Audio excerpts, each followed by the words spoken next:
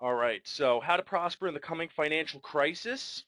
First, our risk disclaimer. Just want to tell you there's a high risk of trading in any form of trading, whether it's Forex, futures, day trading, options, and so on. As you know, Cyber Trading University and myself are not recommending that you place any trades, and everything we're teaching here is for educational purposes only. Just want to discuss my background. I'm Jesse Colombo. I'm an independent economic analyst and researcher, and I first became known around 2008 for warning about the financial crisis. I started warning about it as a university student starting around early 2004. And I built a popular website called stockmarketcrash.net to warn about the U.S. housing and credit bubble. And I basically discovered this through my own research, and I was starting to study trading right around that time in high school and college. And that's how, through my research, I realized that we were experiencing a massive credit bubble in the United States. And by 2005, my website was recognized by the LA Times as one of the four most highly trafficked websites for the U.S. housing bubble. So when it popped, that's when I was recognized for predicting it. And since then, I've been warning about new economic bubbles that I see developing in the past several years since the financial crisis. Unfortunately, we're repeating a lot of the same mistakes that we made about 10 years ago. So I built up a fairly significant social media following on Twitter, Facebook, Google Plus, and so on, of over 100,000 followers. And then nearly 2 years ago now, Forbes magazine spotted what I was doing and was very interested and asked me if I wanted to write a column on Forbes.com, which I've been doing ever since then. And I've been discussing economic bubbles that are developing that I'm concerned about, as well as their trading implications, how to trade them, and other trading signals that I see that are relevant to these bubbles of global financial markets. And I partnered with Cyber Trading University to teach trading. And I'm going to be integrating a lot of these different topics today, all in the same presentation. So first, want to discuss the basic premise of my view of the world. And you hear a lot about this whole idea of a recovery. We're supposedly recovering since 2009, since the financial crisis. But unfortunately, my research has found that this recovery, even though you can see the economic numbers rising, you can see jobs being created, I believe it's what I call a bubble recovery, or a bubble-driven economic recovery. So a bubble recovery is a recovery that's driven by debt and dangerous new bubbles. And bubble recovery is actually a real word. If you Google it, it's actually in the Financial Times lexicon. It's also in Investopedia. It's a real word. You can check it out and see for yourself and learn a little bit more about it. And it's becoming quite popular. Of course, I'm trying to get it even further into the financial lexicon. But the idea behind a bubble recovery is that economic bubbles, such as stock and housing bubbles, create temporary economic growth. So, for example, for those of you who recall, about 10 years ago during the U.S. housing and debt bubble, that bubble and its inflation created artificial jobs and economic activity in those sectors related to the bubbles. So those were real jobs. People were employed, people were getting paychecks, and it helped us recover from the dot-com bubble. If you recall, back in the early 2000s, right around 2001, we had a recession. Also, right around the time of September 11th, the economy was weak. A lot of that had to do with, obviously, September 11th, but it started before then because of the dot-com bust. So in response, the Fed cut interest rates and tried to create an economic recovery, which they did. But it was a bubble recovery based on the U.S. housing and debt bubble. Unfortunately, I believe the same phenomenon is happening now in many different countries and sectors throughout the world. And that's behind this recovery in the past 6 years. So going to this topic a little further, debt and asset bubbles create temporary economic growth. So if you think about it, if governments, corporations, and households borrow a massive amount of money and spend that money in the economy, they can create a temporary economic boom. Unfortunately, there's no such thing as a free lunch, because those debt-driven recoveries never end well. So if central banks like the Federal Reserve reduce their interest rates, what it does is it lowers borrowing costs for corporations and households. And this often leads to a borrowing binge and also temporary recovery. Also, low interest rate environments inflate asset bubbles such as stocks, housing, and so on. And those bubbles create the false economic optimism and also what's known as a wealth effect. A wealth effect is basically when, for example, homeowners see the value of their house increase, let's say 15% in the past year, and now they have a lot more money on paper in the value of the equity of their home. Or let's say their their 401k increases in value, or their self-directed investments increase in value because the Fed's inflating a stock bubble, and now all of a sudden they're a little more flush with with cash or money to go out and spend and buy cars and go on vacations, and it helps to boost the economy. But unfortunately, it's not on a sound footing. So this chart shows you how global interest rates are at record lows, and they've been at record lows for a record length of time, and we're talking 6+ years. We're talking since early 2009, late 2008, up until now, we've had global interest rates hovering at just over 0%. Depending on which country, it all varies, but this chart shows you various LIBOR interest rates. So this is seen as a proxy for interest rates around the world. And you can see this goes back to 1986, and you can see the general trend has been down. Obviously, there's been some peaks and troughs along the way, but where we are right now is at record lows for record length of time. So you can see I have the same chart over here in this next slide, but what I've done was I've shown various bubbles that have developed during past low interest rate periods.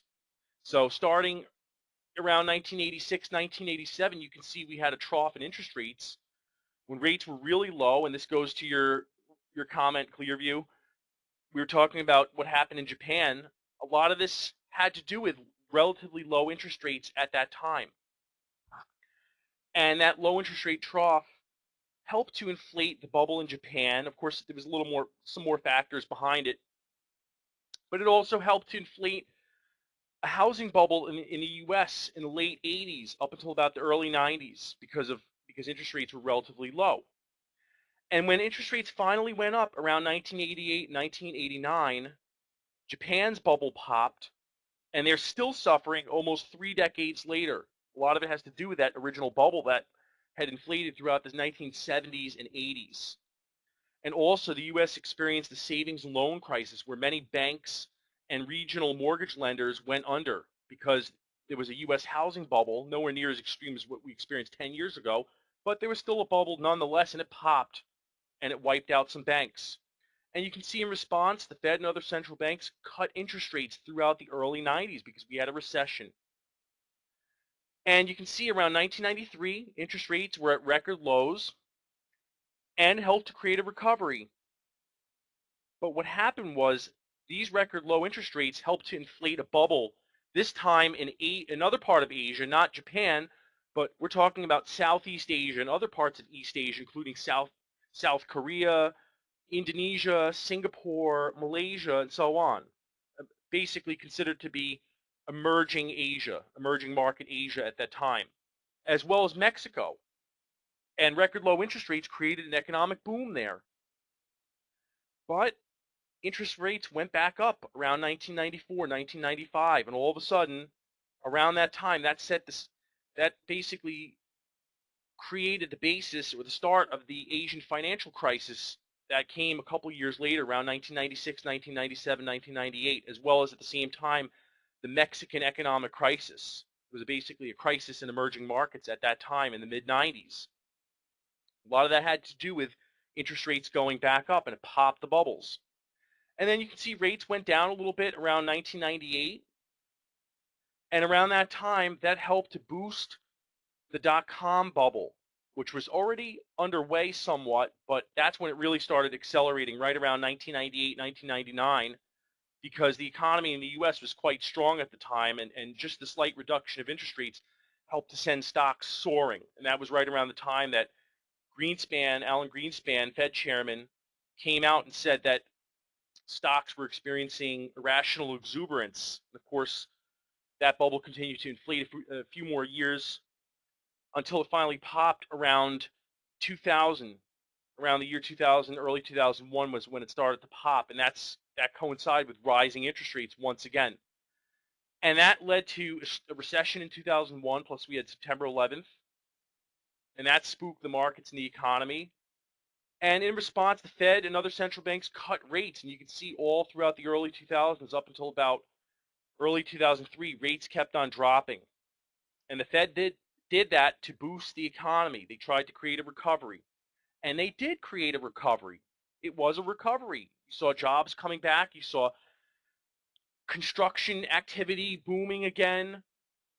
And the recession finally ended. But the problem was the actual reason why that recession ended was because the boom that the Fed created was in housing and credit, which is really debt. People were borrowing. I remember at that time, people were borrowing, buying expensive cars, flat screen TVs at the time, going on vacations. It was a big debt binge. And you can see several years there during that trough, interest rates were at record lows for the time, for a very long period of time relative to what we experienced in the past. Also, interest rates in Europe dropped down to record lows as well. And that helped to inflate the bubbles in Spain and Ireland and Italy and so on that ultimately popped and caused the crisis that they're still suffering from. And you can see finally when interest rates started going up around 2004 up until about 2006, that's what created the financial crisis, when it popped the bubbles that had been created by that low interest rate period. And then, of course, we experienced the financial crisis 2007 to 2009, and we're still very, very weak at this moment. As you know, the economies have never really boomed since then. But you can see we cut interest rates down to record lows. We've been holding it for a long period of time, and we've created a recovery. But this time, I believe it's based on bubbles once again.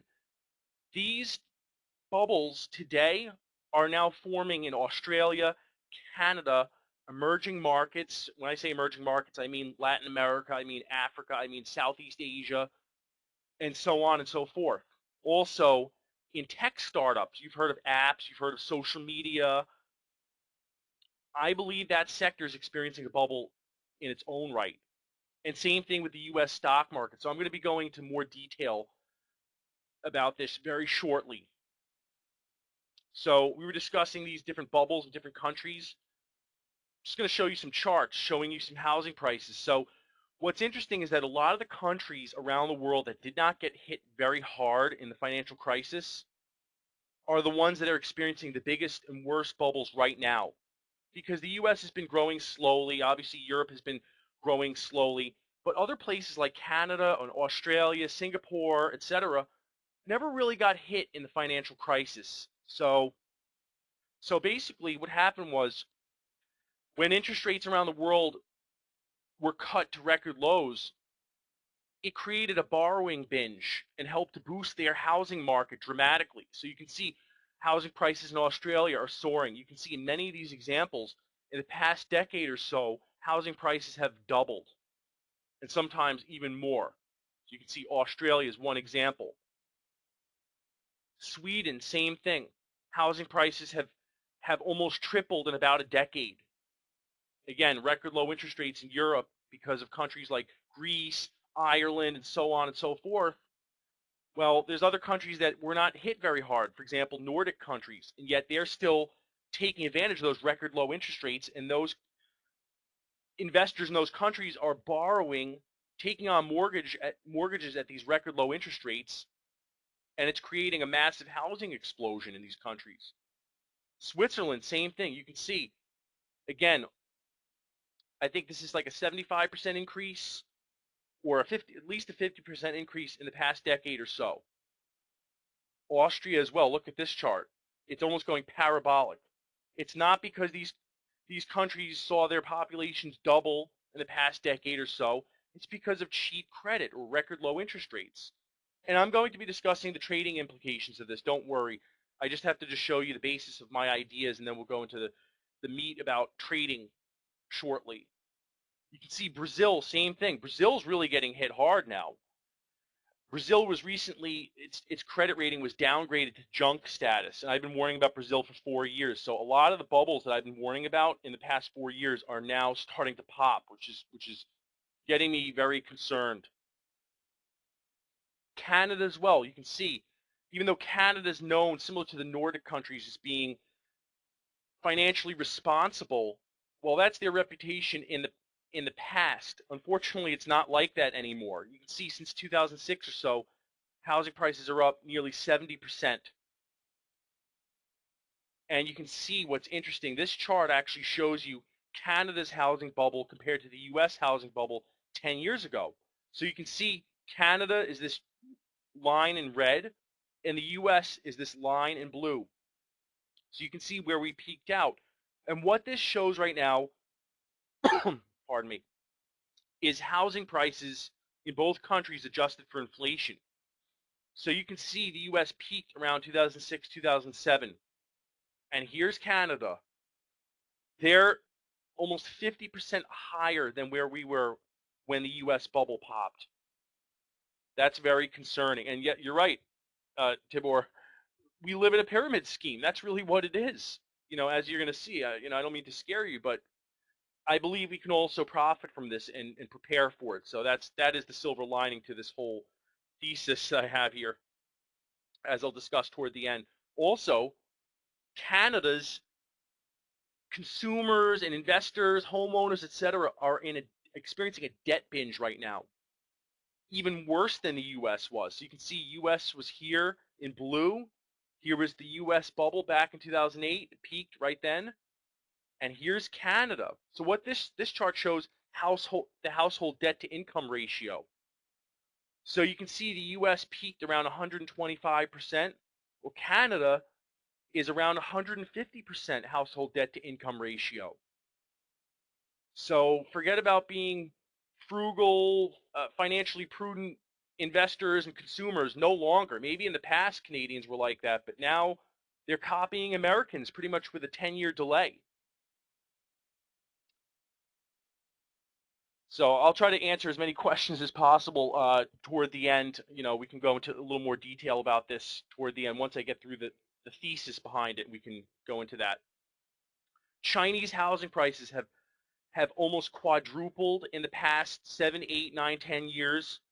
I mean, it's a lot of it's just driven by debt and speculation. There are a lot of stories and a lot of anecdotes of people who are inexperienced when it comes to investing, buying several apartments or flats and even more, and flipping them. I've read many stories of college students who are flipping houses in China.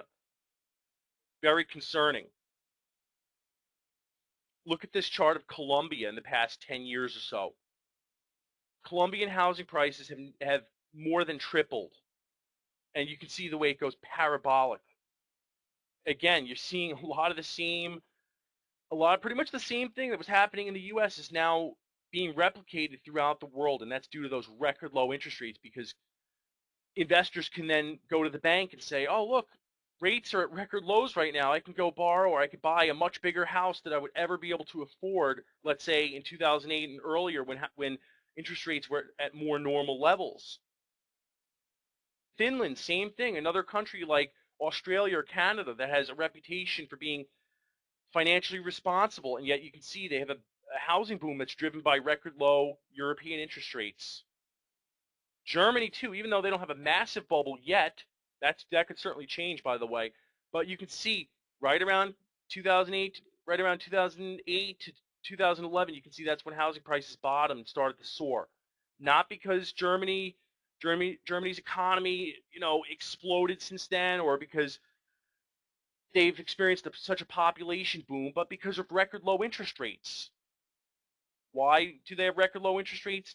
To keep countries like Greece and Italy and Spain and other Eurozone countries alive. Those countries are on life support right now. Without record low interest rates, they would have experienced a depression. They're already practically there, especially in the case of Greece. But, so anyway, there are other countries that were not hit as hard in Europe, such as Germany. And those investors have been able to take advantage of those record low interest rates to take on mortgages, and that's what's creating this housing boom there. Same thing in Hong Kong. Hong Kong, you can see since 2009, housing prices have gone up. You can see on this index from 100 to 250 or so. So this is just a price in, this is just an index. These are not real prices or anything, but that's an increase of 2.5 times.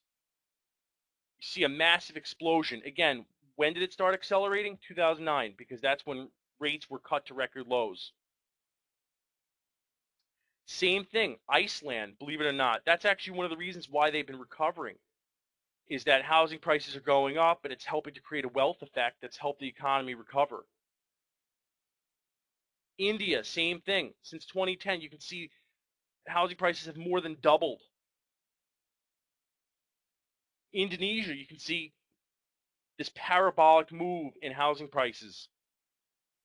And now their economy is starting to really suffer because of the commodities bust. Like many emerging markets, Indonesia was relying on exporting commodities to China. And I was warning about that commodities bubble for about 4 years, and it really has popped in the past year or so. And now you can see, if you look at the stock market and bond market, currencies for Indonesia and other emerging markets, they're getting hit really hard. That was one of the main reasons behind the rout that we experienced 2 or 3 weeks ago in the U.S. It started in China and emerging markets and then rippled around the world. Are the bubbles going to pop? Udon asks. Absolutely, the bubbles are going to pop. Yeah, I'm going to discuss a lot more of how I expect this to play out and also how to profit from it shortly. Even the U.S., you can see housing prices are going back up, not because we're becoming so much wealthier or because housing prices ever really became cheap. They never really became cheap. What happened was the Fed intervened into the housing market. They bought mortgage-backed securities. They did QE. They did Operation Twist, plus record low interest rates, the Fed funds rate, and so on. And you can see it helped to boost the housing boom that had been going on since pretty much the 1980s. You can see housing prices are pretty much approaching their old high once again. And I don't believe that's driven by genuine prosperity, but record low borrowing costs, essentially. Same thing in the UK.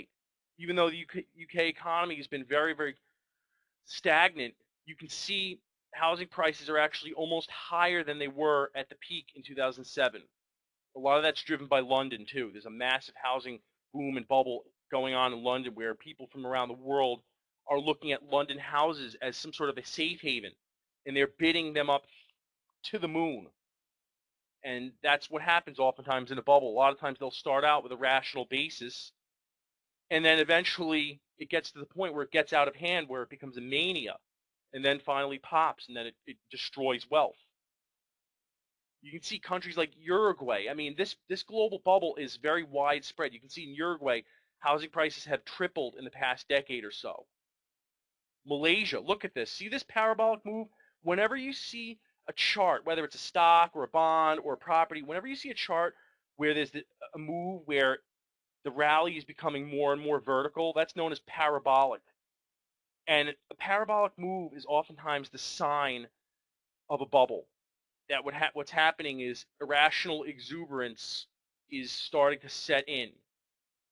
And that's usually a harbinger of a crisis. And actually what's happened, I've been warning about Malaysia, some high-profile incidents where I've written reports on my Forbes column and created international news headlines. I've actually had a rebuttal by the Malaysian government and central bank themselves saying we do not have a housing bubble. We do not have an economic bubble. This was 2 years ago now. And now if you look, see what's happening, just check out the news headlines in Malaysia. You can see their currency is hitting record lows. You can see their stock market has plunged. And unfortunately, the housing bubble has not even popped. So I'm concerned it's going to get even worse when that happens. Taiwan, another one. You don't really hear a lot about Taiwan and its economy, but it's important to be aware of. You can see this. Since 2009, housing prices have almost doubled. Not because their economy's doubled, or not because their population has doubled in the past 6 years, but because of those record low interest rates. It's the same story across the world. They're all interconnected. You can see same thing in Thailand, and their economy's been hit very hard lately. A lot of it has to do with their interconnection with other emerging markets, and China that were bubbling up that are now experiencing some pain. Turkey, another one, perfect example. Again, bottoming in 2009 and starting to go parabolic. Israel, same thing. When did that most recent boom start? 2009. That is not a coincidence. It didn't just start because Israel's economy grew by 50% or there's been a 50% population increase. No, the only big change is those record low rates. New Zealand, another perfect example. I don't want to bore you with all the details, but you can see this is happening throughout the world. This is happening throughout the world. And Norway is another example of one of those economies that, similar to Canada, that has been known for being financially prudent in the past, but yet that's a thing of the past at this point. So you can see housing prices have nearly tripled in the past 10, 15 years or so. And if you look, their housing bubble, similar to Canada, is actually much larger than the U.S. bubble was, more extreme than than pretty much the other ones were either. And you can actually see Norway. This is Norway in blue. That's the real inflation-adjusted house price index compared to the U.S. in red. And you can see that's where our housing bubble was and popped. And look where Norway is. You look at that. Tell me, how can that end well? And one of the main reasons why Norway had been booming in the past 10, 15 years, it's partly because of oil prices. Norway is an oil-driven economy, and they were riding high on high oil prices about a year ago, a little over a year ago. And then when oil prices plunged, now they're experiencing some trouble, and yet their housing bubble did not pop. And Kishore was asking me, what country does not have housing bubble? Can you name a few? They all vary. There's varying degrees of housing bubbles. For example, like a country like Japan has been stagnating for many years. So I would say Japan does not have a housing bubble. Not that I believe it's safe to invest there, mind you, because there's other issues at work, but I wouldn't consider the Japanese housing market to be a classic bubble at this point. And a lot of it has to do with the fact that they've already had a bubble almost 30 years ago, and they're still suffering from that deflation. Also, if you look at a place like Spain, Greece, other hard-hit countries, I would say they don't have a bubble right now. Not that I think it's a good place to invest, but I wouldn't consider it to be an orthodox classical bubble. So there's a lot of countries out there. Some countries don't even really have very developed housing markets, such as places in Africa. But I'm going to discuss the emerging markets bubble a little more detail, because it's not just about housing bubbles, but also about bubbles in credit or bubbles in bond markets, etc. But look at this in Norway. Their housing prices compared to the U.S. That increase was just too rapid. It just doesn't make sense. I don't see this ending well at all. And also, if you look at it too, it's not just housing prices, but also debt. You can see the U.S. here is in red. This is the U.S. household debt to disposable income ratio. And you can see the U.S. bubble peaked when we were around 130%. And here's Norway. Norway's around 220%. So it's very concerning to see how much debt Norway's been taking on. And you're right, William. Norway set aside oil royalties. But the thing is, they also have restrictions of how much can be taken out of those royalties. I don't know the exact. I have to go look into it again. But you can only take out a very, very small percentage every year. So it's not like they have access to all that money right away.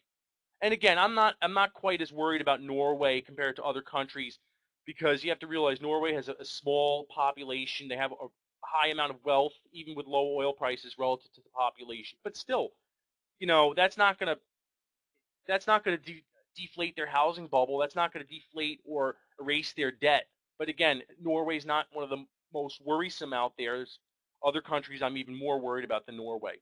But if you take it in total, you can see there's been this massive asset inflation in the past 10, 15 years. And that's what I'm looking at that view from 20,000 feet. So you can see Philippines as well. Property prices have more than doubled. Singapore, same thing. South Africa, so on. South Korea. And just going to show you, I'm just going to flip through these really quickly. These are charts of private sector debt, where you can see private sector's households and corporations that are borrowing. And you can see in a lot of these countries, places like Australia, a lot of countries I've discussed, you can see there's been a massive explosion in private sector loans. For example, in this chart, this is since 2001, you can see Australian private sector loans have quadrupled. See, same thing, New Zealand, Hong Kong. Look pretty much when it started really accelerating was around 2008, 2009, when those rates were cut. This is China's debt bubble. You can see explosion of debt in China. That's one of the reasons why they're suffering right now. Brazil, same thing. You can see private sector loans have sextupled since 2001. They've increased by a factor of 6, and I'm going to go into all the trading implications. Don't worry, let me just zoom through the slides. You can see Mexico, Philippines, Indonesia, Taiwan. A lot of these countries were places where they've been lauded in the financial media, saying that these countries are booming. For example, you hear about Philippines. They're being praised right now for being one of the strongest economies, and yet you look and see what's behind it, and you see it's this explosion of debt that's creating artificial growth. Taiwan, America, Singapore. I mean, look at this chart. Since 2007, you can see it's more than private sector loans have more than tripled. South Africa, Israel. So here's just an overview of some of the bubbles that are developing around the world based on my research. It seems like it's a very large list, and it may seem unrealistic right now, but I believe that time is going to finally prove what's actually about to happen. So you can see, I believe there are bubbles in U.S. stocks, bonds, and some real estate, also tech startups and IPOs, social media sector, U.S. higher education, where students are taking on $200,000 loans to study baking and pastry arts. I know this, from personal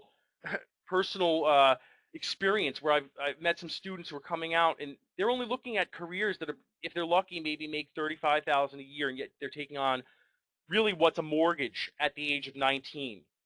And we've seen U.S. higher education loans, U.S. student loans quadruple in the past 10 years. They went from 300 billion up to 1.2 trillion. So that's definitely not sustainable. Same thing, U.S. healthcare sector. It's one of the booming areas in the stock market. And also because healthcare costs are soaring so much, and it's driven by and funded by U.S. government debt. Same thing, if you research U.S. subprime auto loans, that's one of the reasons why we had this boom in Detroit. You have a recovery in Detroit. Well, what's happened is a lot of lenders have lowered their standards when it comes to lending to subprime borrowers. Also, you can see the shale sector. That's one that's actually in the process of popping right now. And also the shale sector, shale energy drillers and their junk bonds. They took on trillions of dollars worth of junk debt or high yield debt.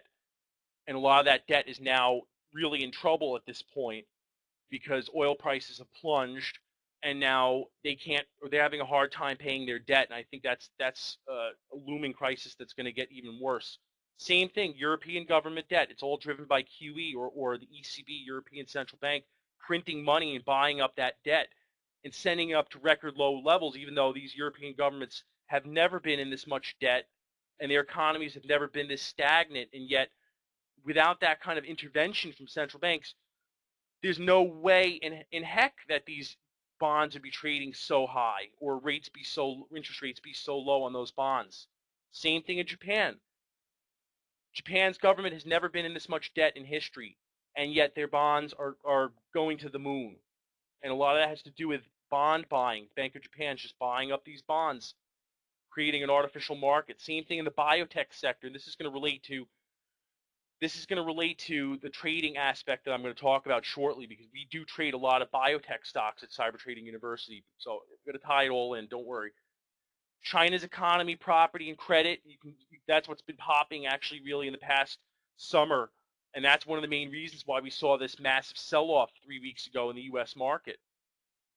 And China's economic boom and eventual bubble is fueling a boom and bubble in high-end art, wine, and spirits. If you go to auctions like Sotheby's, you'll see prices paid for for art have exploded in the past 5 or 6 years. They're just reaching unreal heights. You have so much money that's just sloshing around the world, and a lot of it's just really bubble money, or what I call funny money from the central banks. Same thing in emerging markets. Because of China's boom, it helped to boost commodity prices. And then you have countries like Brazil, Indonesia, African nations have exported to China. And then they experience a lot of this euphoria, and now commodities prices are experiencing a bust, and now you can see the same thing in emerging markets. They're all on the decline now. And then we also discussed Australian property credit, Canadian property and credit, same thing, as well as the Nordic countries. So it's very, very widespread. Again, as I said, this may not seem realistic to you right now, and you don't have to believe me personally. I realize there's a lot of people who, in my experience of warning on a very large scale, they don't believe me when I say these things, but when it happens, they say, oh, okay, now we see the method to the madness. So I think, unfortunately, this is going to all prove itself in the next few years, and that's my concern. But at the same time, it really is a very, very big opportunity. So now I'm going to be discussing the U.S. stock bubble, and here's where we're going to get into a little more of the trading implications. So you can see this is the chart of the U.S. stock market. This is the S&P 500. It's more than tripled in the past 6 years, as I'm sure many of you have known. And you can see we hit that low of 666 in the S&P 500 back in March 2009. And the U.S. stock market has not tripled because our economy has tripled. We're not doing 3 times better than we were doing in 2009. This has to do with Fed intervention and record low rates. And I'm going to prove why the U.S. market is experiencing a bubble, and it's beyond a reasonable doubt. So you can see right over here, what I'm showing you right now is a very effective valuation measure for the U.S. stock market. And you can see this chart right here on the bottom is the S&P 500 over, I think it's 120 years or so, or actually about 120 years of history of the U.S. stock market right here in the bottom. And on the top is this valuation measure. And this valuation measure tells you how cheap or how expensive the U.S. stock market is. And this is very useful for spotting bubbles or periods of overvaluation, as well as upcoming secular bull markets, or bull markets where there's going to be a boom for about a good 10, 15, 20 years. So you can see right up here at the top, this indicator is known as the CAPE, or the cyclically adjusted PE ratio, or the Shiller PE ratio. What it does is essentially it measures the price to earnings ratio of the overall U.S. stock market. It's very simple but very effective. And every time this ratio is over 20, or that horizontal red line, that's when the market's overvalued. And oftentimes that's when there's a bubble, or it heralds an upcoming bear market, or secular stagnation, or stagnation that lasts about 10 to 20 years. And conversely, you can see the market's undervalued every time this valuation measure is underneath that green horizontal line. So I've circled red and green. Red is overvaluation, green is undervaluation. So you can see many of history's biggest bull markets and busts have occurred based on market overvaluation and undervaluation. So, and what's interesting, there have been many times on this chart where the stock market has basically gone flat for about 10, 15, 20 years. That doesn't mean that people didn't lose money. It turns out what happened during that time was that there was so much inflation that even though the stock market went flat, if you factor in inflation and how much it eroded consumers' buying power, there would have been a bear market in the stock market if you adjusted for that inflation. So you can see that in the early 1900s, the market became overvalued. You can see my cursor. And sure enough, there was a stagnation from early 1900s up until about the early 1920s. And there was quite a bit of inflation during that time, because that was right around World War I. And during wars, you tend to see a lot of inflation. So if you adjusted this for inflation, you would see the S&P 500 would have dropped, meaning people lost money by holding their wealth in the stock market just because inflation was rising at a faster rate. Finally, in the early 1920s, you can see the market was undervalued. It was a good time to buy. And sure enough, that marked the start of the Roaring Twenties boom that lasted the entire decade and finally ended when the market became overvalued again. And as you know, what happened in the late 20s, 1929? The stock market crash.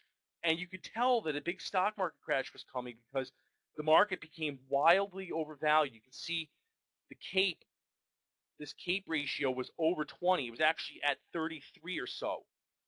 That told you the market was very overvalued. Sure enough, that was a good time to sell, maybe even get short. And then finally it bottomed around 1932, 1933 after the big crash. And that was another good time to buy. Very good time to buy. That's when Benjamin Graham, who was Warren Buffett's mentor, started his investment trust to buy undervalued companies. And he made a fortune at that time. And then the markets shot up again quite dramatically. And then you can see around 1937 became overvalued once again. And there's our red circle. That was time to sell. And it came crashing down again. And you can see valuations remained low throughout the decade of the 1940s because that was World War II.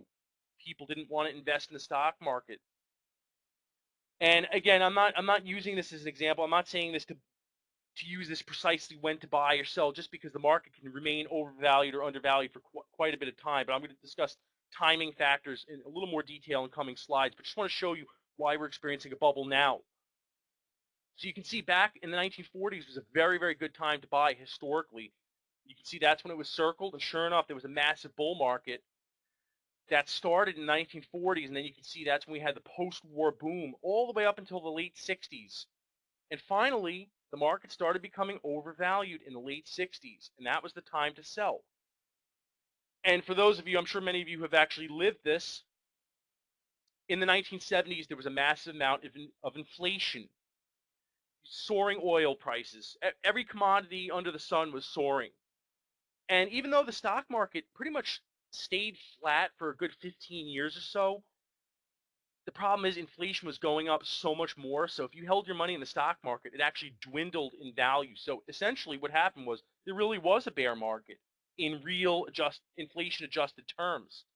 So that was actually a very good signal to sell in the late 60s. Finally, after about 15 to 20 years of stagnation, by the early 80s, traders and consumers were very bearish. And turns out that's when we hit that valuation low, and that was one of the best times to buy. And then that foreshadowed the massive bull market that went from 1980 or 1982 all the way up until about the dot-com bust, dot-com peak in 2000. And you can see it became overvalued again. And that was a good time to sell. And then finally we experienced the same thing in 2007. And now we're experiencing that again. So even though you hear everything, oh, the economy's weak and so on, and now we're experiencing that again. So even though you hear everything, oh, the economy's weak and so on, turns out the stock market is very overvalued. Right now, we are as overvalued as we were, actually more overvalued than we were in the late 60s and also the early 1900s. So this is concerning for me. This is why I do not like the idea of long-term investing in the stock market at this point in time. I love the philosophy of it, but knowing what I know, I do not want to commit my capital to just buy and hold stocks. I do not believe this is an environment for buy and hold investors. And someone was asking me, what are the inputs for this? You can actually look this up on your own. It's a well-known indicator. It's known as the CAPE or the Shiller PE ratio. It's the cyclically adjusted PE ratio. You can look up the formula, but what it is it's a price to earnings ratio with a bit of smoothing in it, so that it makes a smoother signal with a better signal to noise ratio. But look up CAPE PE ratio or Shiller PE. There's a lot of information on it. I'm sure Investopedia has something on it. You can see there's another indicator in case you don't believe the CAPE indicator. We're seeing the same thing in other indicators. So this indicator is known as, it's nicknamed Warren Buffett's favorite indicator. Warren Buffett has actually said that this is his favorite indicator. And it's actually quite simple. It's the market cap or market capitalization to GDP ratio. It may sound complicated. It's actually quite simple. What it does, it aggregates or adds up the market capitalization of all publicly traded U.S. companies and divides it by our GDP, our gross domestic product. And that tells us how big the stock market is relative to our economy. And you can see that plotted throughout time. And it works just the same way as a valuation measure, just like the CAPE measure that I just discussed in the prior slide. It shows you overvalued when it's over this horizontal red line, and then when it's undervalued underneath this green horizontal line. So you can see back in the late 60s, like we discussed, the market was overvalued. There was a time you did not want to be long-term investing in the stock market. You would have been getting nowhere, especially when adjusted for inflation. Finally, in the early 80s, that was the signal. That was the time that you want to start putting your long-term investor cap on. You want to start thinking like Warren Buffett when you're in the green undervalued zones. When you're overvalued in the red, that's when you want to be a trader. You want to be going long as well as short. I'll discuss a little more detail shortly, but you can see each of these three peaks that we've experienced since the year 2000 occurred when Warren Buffett's favorite indicator showed we were very overvalued. And you can see it happened in 2000, it happened in 2007, and it's happening now. And guess what? We're actually more overvalued right now than we were back in 2007. And I believe it's going to end the same way, if not worse, because there's more bubbles throughout the world. So I just want to show you another measure that I look at quite closely, and this shows margin debt. Margin debt is debt that traders take on. They borrow from their broker to invest in the stock market. Usually it's in the same direction as the market's going. So if the market's going up, most of those traders are going to be taking on margin debt to go long on stocks. They're trading with momentum. And you can see each peak, this first peak was 2000, then we have 2007, now right pretty much here is where we are right now. You can see each time margin debt has peaked and it heralded a major bust. It does not include day trader debt, Clearview. The reason why is because day traders, or at least strict day traders, do not hold overnight.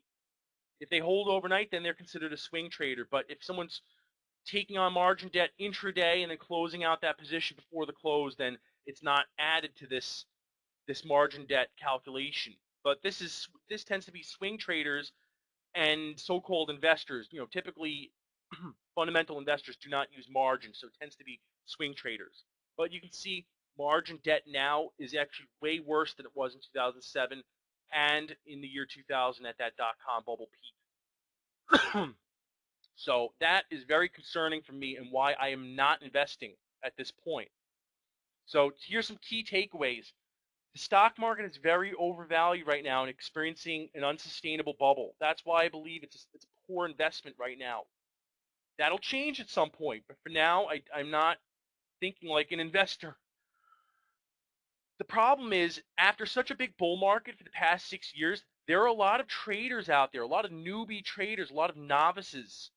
Also, a lot of guys in their 20s on Wall Street who have only known a bull market like this or have only known a bubble. They don't really remember a bear market in many cases. Even a lot of financial journals, I can say this just from my own career, my own experience in the world of both finance and also financial journalism, that there are a lot of young writers out there who only graduated college in 2012 and they were in high school in 2008. So for them, they think this environment is normal. So they're all bullish. Everyone's bullish right now.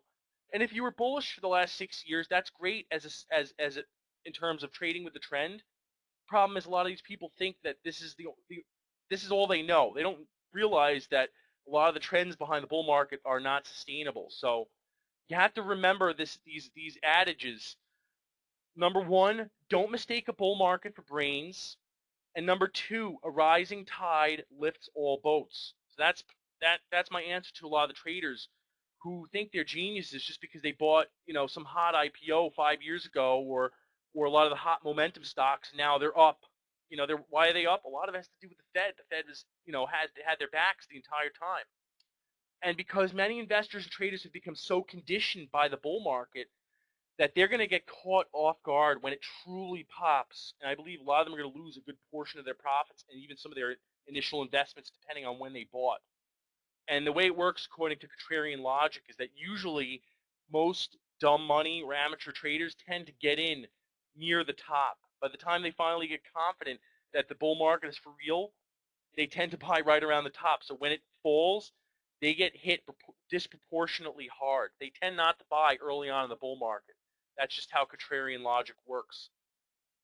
So how to survive the coming bear market and crisis? Here's where we're going to answer your question, Jess. I believe the only way to survive it financially is to be an active trader who goes short as well as long. I know it seems pretty obvious, but I'll go into more detail. In these times, especially in the volatility ahead, I have a preference for being an intraday only trader. And here's the reason why. Especially in very, very, very volatile times, like when things start to get scary, like what we saw 2 weeks ago, this is where intraday shines. The reason why is because you don't have overnight risk. And we have a lot of overnight risk these days because the problem is if there's a crash or there's some sort of a scary move, what happens is oftentimes overnight, central banks will intervene and oftentimes create a move that was completely unpredictable the day before. So let's say the market's crashing, you go short, you may be doing well in the U.S. session, you go to bed at night sleeping like a baby, and all of a sudden you wake up and the market's up 3 or 4% because Japan intervened when you were asleep, or the ECB, European Central Bank, intervened when you were when you couldn't really even sell, or your stop losses don't even work overnight.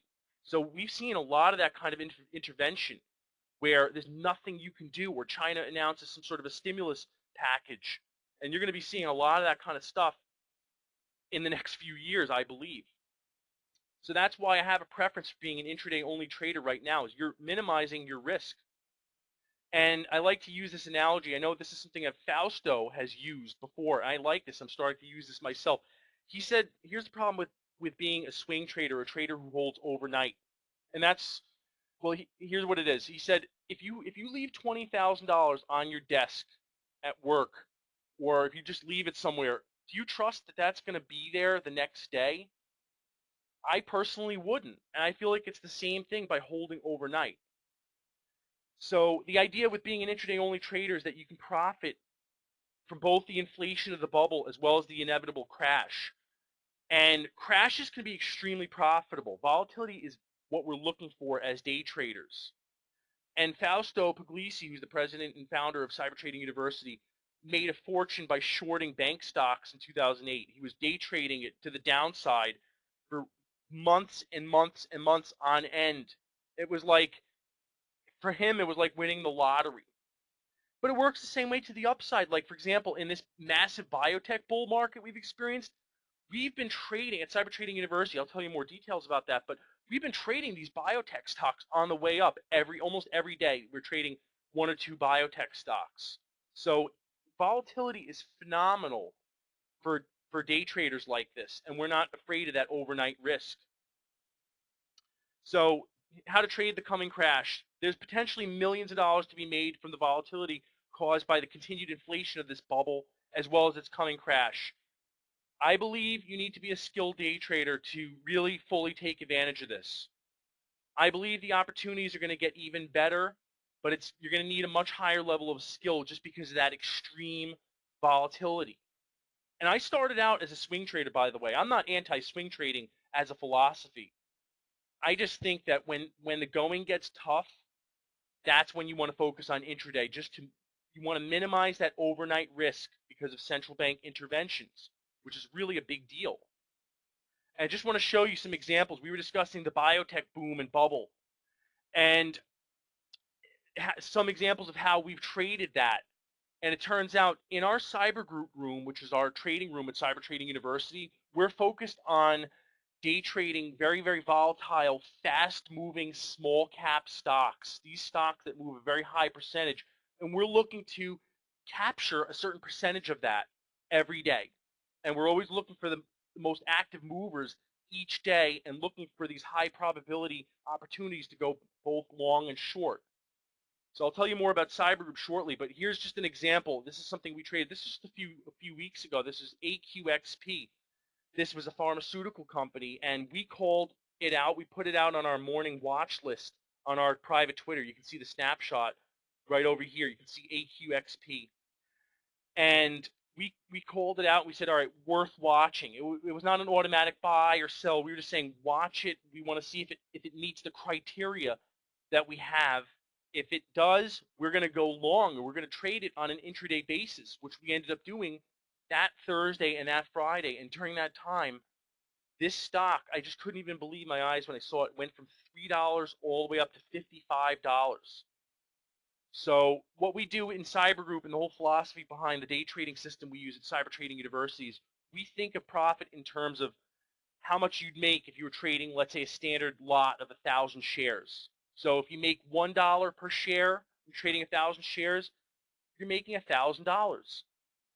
And what we try to do is we're trying to make a minimum of 20 cents per day on 1,000 shares. And this is the idea behind this that Fausto basically came up with, was that if you can make $200 a day day trading, that's considered to be a day's pay, meaning $200 a day times 250 trading days, that's $50,000 a year. Obviously, we all want to make more than that, but we're using that as a minimum. We're using that as a target, where we say as a baseline, if we can just make $200 a day, we'll then scale it up from there, because a lot of the traders in our Cyber Group room are making 20 cents a day, but they're making 40 cents, 60 cents, 80 cents, sometimes a couple dollars every day, and not just trading 1,000 shares, but sometimes trading several thousand, sometimes 10,000 shares, and they scale up pretty quickly with the profits. They keep on reinvesting the profits and growing their trading account. So you can see with this AQXP stock, on just 1,000 shares, we're talking just a $3,000 initial investment, you'd be up, you would have made over $50,000. And it's a legitimate stock. I mean, you just look up the stockcharts.com, go to AQXP, you'll see what it did. And this is what Fausto and myself and Rich Lepis, the other trading instructors, we're teaching the system for how to find these high probability entry points on these volatile stocks. We know the stocks that are going to be volatile throughout the trading day. We may not necessarily buy it at the bottom, and that's not our goal. But if we can identify a stock that shows promise early on, both to the upside and to the downside, then we start monitoring it. And then we start looking for these high probability entry and exit points. What we're doing is modern day tape reading. That's what our system is. We're looking, sorry, I think my audio just cut out for a second. I'm sorry about that. What we're doing is we're doing modern day tape reading, and we're following the smart money as it's getting in and out during key market points. At key entry points, we look for these high probability setups, and then we get in. And our goal is to make, let's say, 10 cents here, 10 cents here, 10 cents here. You get 3 10-cent moves. Now you made $300 that day, and that's only for trading 1,000 shares. And that's actually how it works. It's, and I'm gonna show you how you can join this shortly. Just want to show you another example. You can see this example. LXRX is another stock, and you can see this stock. We called it out here. This was on August 3rd, 2015. You can see we put it out on our Twitter list for subscribers, and we said, all right, we're going to be watching this stock today. This stock is probably going to make a big move, but we have to wait for our high probability entry points.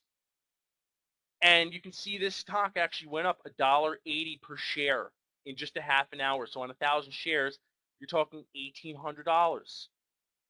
And here's the thing, Clearview. As Cyber Trading University, we're not giving investment advice. We're not saying, all right, everyone buy here. All right, everyone sell here. Legally, we can't do that. But what we do is we give you the knowledge so that you can use your own critical thinking. Of course, we're providing guidance, and we're trading it ourselves throughout the day, because we never know if something's going to play out. We take a look and say, okay, we have to see if this meets our criteria. If it does, we get in. And then we limit our risk. We say, okay, it's not working out, this trade. All right, let's get out with a 6-cent loss. That's how it works all day long. So what we're doing is we're basically mining the market for these entry opportunities all day long. So in our cyber group, we have over 100 members. So we're talking 100 pairs of eyes that are crowdsourcing and scanning the market all day long, and you'll have so many different members calling out different points, and all of a sudden we'll all start looking at that stock and start trading it. So, and it works to the upside and to the downside. You can see this other example, Fit, which is Fitbit. Very popular stock to day trade. You can see makes phenomenal moves, and we've been trading it pretty much the whole summer. And you can see this is just one day of trading. You can see first downswing would be $800 gain, and then the upswing $1,400. We're on 1,000 shares. The next downswing $1,400. Next upswing $1,800, and the last one toward the end of the day, or sorry, midday, is about $800. So, we're not going to capture all the swings, but we're looking for this high percentage entry and exit point throughout the day. Another example, NVAX. We put it out on our watch list in the morning. We said this stock has a very high potential for soaring, or at least being volatile enough for these type of opportunities. And sure enough, you can see we called it out here right around 9 a.m. Fausto did the morning meeting. And then that stock gained, you would have made $2,500 on 1,000 shares. So just want to give you the opportunity to join this room and to be a part of it and to learn more about this system. And this is actually what Fausto was showing. We have a special deal right now where if you buy Fausto's book, How to Beat the Market Makers at Their Own Game, for $49, I'm going to give you guys the link right now. You'll also get 2 free weeks, 2 complimentary weeks in our cyber group trading room. So you'll have a chance to see it with your own eyes. And that's really the key, is just come in and see how we operate and see the kind of profit that these traders are making throughout the day. You'll actually see and have a chance to interact with them. And in this book, it's actually a very good, very, very good book. I've read it several times, where Fausto himself was one of the original SOS bandits, or day traders, one of the earliest day traders back in the 90s. And he developed this system for how to track the smart money and the HFT traders, the algorithms, other institutions, hedge funds, and so on. And what we're doing is we're riding their coattails. So if we can start to see that they're jumping in on a stock, we jump in along with them. Or if they're starting to short a stock, we see it break a key level, all of a sudden we jump in with them to the short side.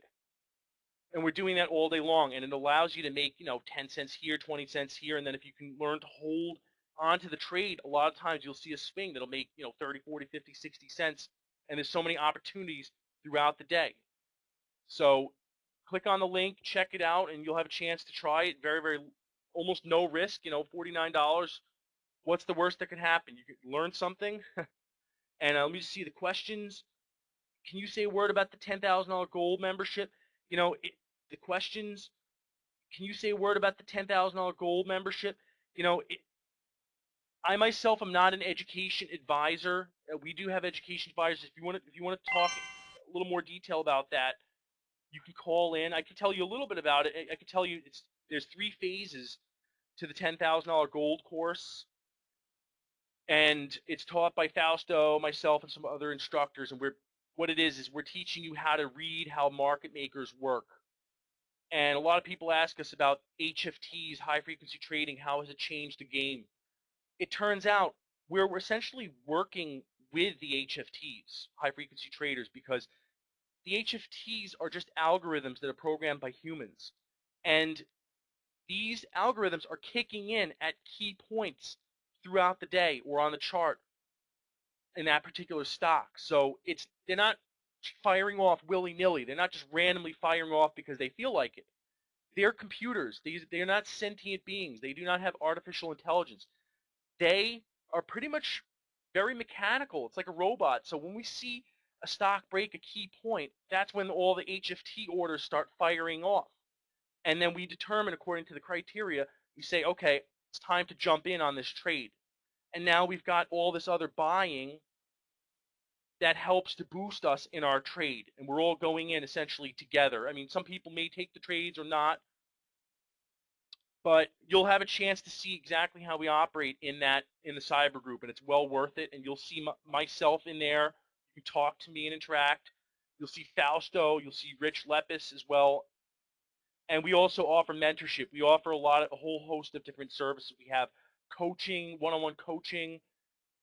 But I wouldn't worry about, don't concern yourself with that just yet. I would just order the book and see what Fausto has to say about the market makers and how they operate. And this is going to be a very key skill to have in the coming years, especially when the market starts to get really very volatile.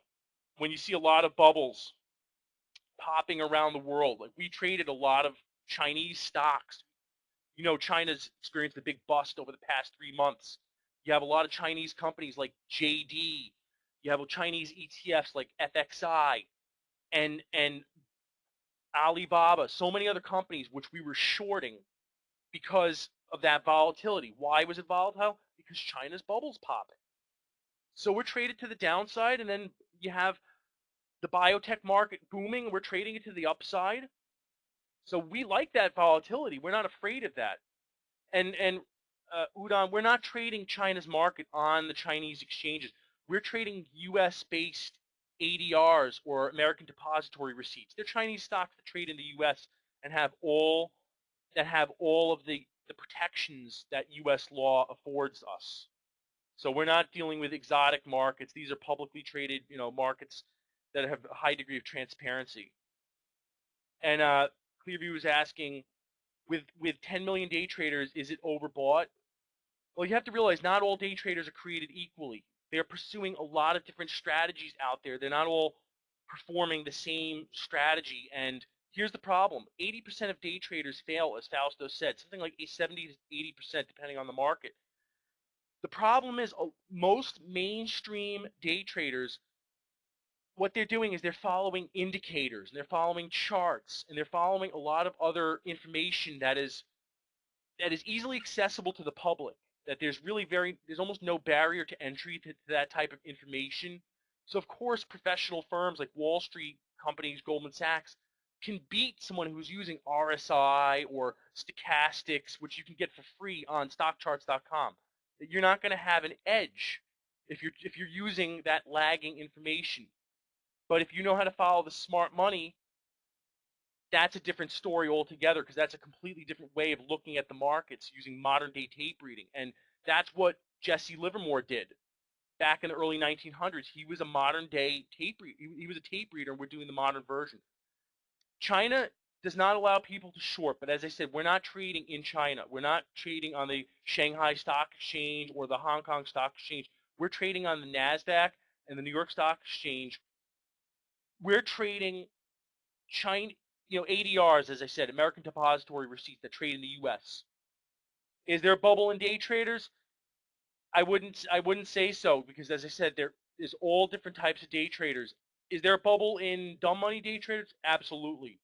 Just because the market's going up and a lot of them don't know what they're doing, so a lot of them just buy at the open and sell at the close. Problem is, what happens when the market goes down? Or they're just chasing momentum in GoPro or other hot stocks like Facebook. So they think they're day traders, but really what they are is they're just gamblers.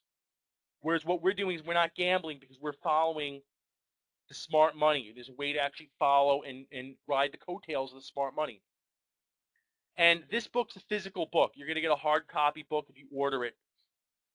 And it'll provide you with a very solid education behind the whole philosophy that we use. Exactly, William. And that's actually really beneficial for us, because you have a lot of dumb money coming in, and it's creating a lot of these trends, and they create volatility both to the upside and to the downside. So you know what? Frankly, bring in more dumb money, because it's just gonna create more opportunities for you to get in and get out, and with a profit, where you're basically trading on their money flow. So it's very exciting. So hopefully I'll see a lot of you guys in the trading room this week.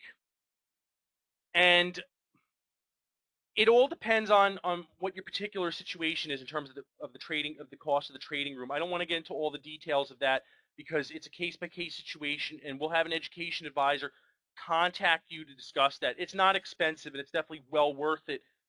And you can certainly make back the monthly cost with just finding one or two high probability trades per day. It's really not, or actually really even per month. So it's very easy to defray the cost of it. And how do you find the stocks? We're looking for stocks that are very volatile, and we use a filtration method so that basically we're using a scanner. It's very similar to what Fausto was discussing earlier.